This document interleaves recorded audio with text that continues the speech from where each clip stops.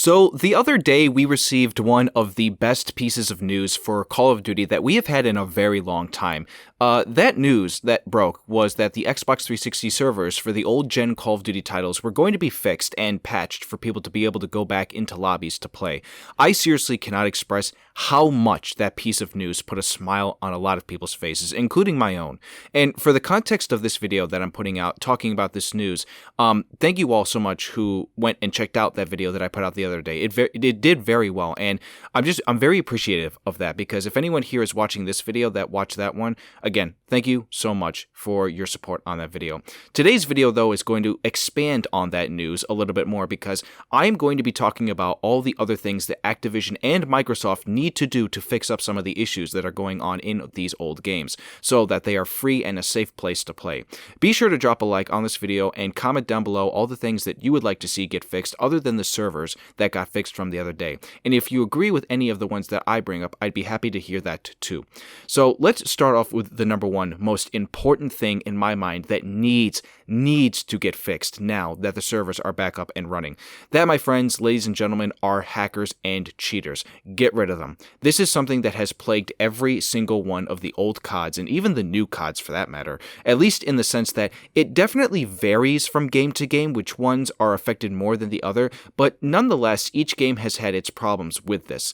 Let's take Black Ops 2 for example, a game that I play a lot, and it's my favorite COD of all time. Not only is it rampant with hackers, but also the leaderboards themselves are also filled with hacked accounts. We see this on the other games as well, but I just wanted to use that game as an example.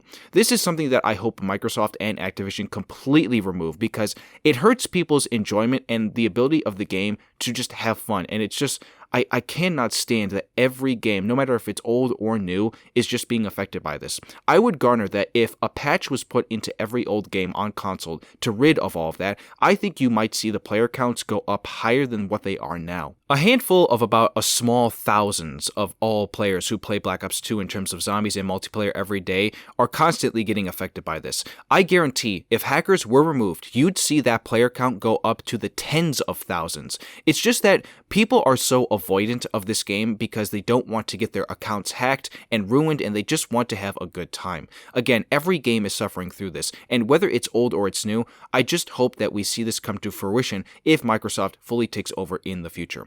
Or maybe we'll even see that happen sometime soon, because it seems like that merger is getting close to happening, and Microsoft will want to see their games in good health when it comes to them being on Game Pass, and just in general, honestly.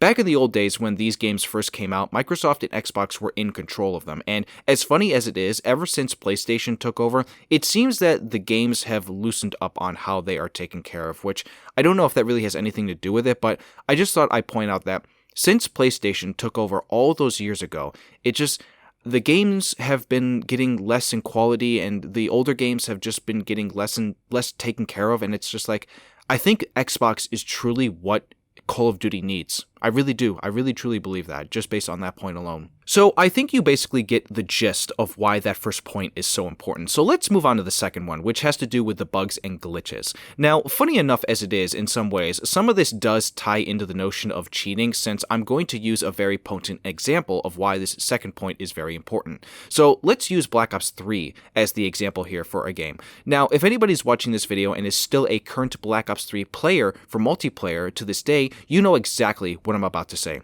So there is a bug in the multiplayer mode which allows you to mess around with your class setup, and you can basically create a class with the usage of a specialist to create what is called a God mode glitch. In doing so, this will basically allow the player to run rampant on the map, completely invisible, and they cannot die. And as far as I'm aware, Black Ops 3 is the only game that suffers from this bug, but since we are talking about Black Ops 3 in particular, this is one of the most popular COD titles of old to this date. So many people like myself cherish this game for how fun it was, and it's just a really fun game to go back and play, especially since Treyarch added in a feature to where there is a double XP or double COD token playlist that switches up every week for people to go in and play. I myself have been going back and forth between some weeks where a new playlist will drop, and it's always a fun time. That is until there always ends up being a loser who wants to utilize the God mode bug and ruin everybody's fun. And I'm sorry, but you are a loser if you do that. that I don't care who you are a loser if you utilize any type of bug to cheat. Listen, as somebody who right now is chasing the 100%er in terms of the challenges completed in multiplayer, I sincerely hope that this gets fixed sometime soon. The only challenge left in BO3 multiplayer that I need to complete is the win matches in free-for-all challenge. I preferably would like to complete that on the week that the free-for-all playlist gets a double XP reward. As it is, nobody really plays the general free-for-all playlist on the game, so that's what I would be praying for to happen. So I just wanted to use that as the main example of a bug that needs to be patched in an old COD. If there are any other bugs and glitches in other CODs that anyone else has experienced that they believe needs to be fixed, drop it down below in the comments and let me know, and I'll comment on it. Now, the third and final thing that must be addressed, as it seems that this is a problem that's stemmed from recent events, is around the idea of security issues. For the most part, when we see hackers in these old games, they are only doing it to mess around with people in the sense that they mess around with their stats or just hack into the game to make it miserable. Recently, though, it seems that there are hackers who want to do more than just all of that, and they want to get into your security and everything around your IP and information. This is not present in every single game, but for the most part, it is something that I hope Activision and Microsoft take with the utmost importance. This can be mainly a thing for console and PC, but as it is, I just wanted to bring it up considering what's happened recently in the last several months. If you've seen the news about a game like Black Ops Cold War, which essentially became very unplayable because of how much of a security risk it was for people who were trying to get in and steal other people's IPs. Other than that, I have another nitpick thing that must be fixed, but mainly has to do with the UI. I'm sure a lot of people have noticed this, but if you go on a game like Modern Warfare 2 2009 and you look at its multiplayer, if you try to pick a game mode to go into, it always tells you that there are 0 players out of 0 players playing. That is just a UI thing that I would like to see get fixed in all games. It doesn't really matter where it is. It's one of the big parts of those older games that it always told you how many people were playing the modes, and so this is something that I would just like to see get fixed. But again, that's just more of a nitpick than a minor issue. So those are really all the 3, or in this case 4 things that in my opinion I would like to see Microsoft and Activision fix and address. Again, whether this comes anytime soon, particularly with the fact that what happened recently with the servers getting fixed and all of that, I just hope that Microsoft is paying attention. Once they take over something like this should be of most importance because it would not take a lot out of them to fix it. It is something that is so small it wouldn't even cost them a dime. And in the end, it might just make the old games perfectly good for what they are nowadays. So here's hoping for the best, and again, I'm just happy that the servers are back online.